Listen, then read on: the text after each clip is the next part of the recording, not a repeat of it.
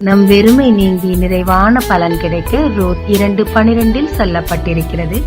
இஸ்ரவேலின் தேவனாகிய கர்த்தருடைய செட்டிகளின் கீழ் அடைக்கலமாய் வந்த உனக்கு அவராலே நிறைவான பலன் கிடைப்பதாக. மோவாப் என்று சபிக்கப்பட்ட தேசத்தில் வெறுமையாய் இருந்தாள் ரூத். ஆனால் தேவனுடைய நகரத்தை தனக்கு நிழலாய் கொண்டு வந்தபடியினார்.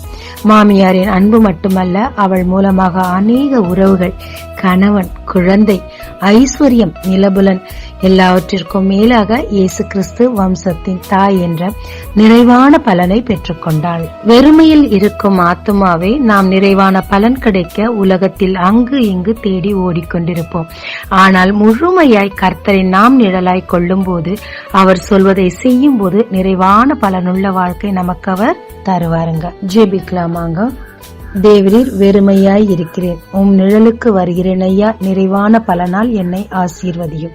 இயேசு மூலம் பிதாவே, ஆமென். இயேசு கிறிஸ்துவின் நாமத்தில் இந்த நாளில் உங்களை ஆசீர்வதிக்கும் ஜீசஸ் விஷன்.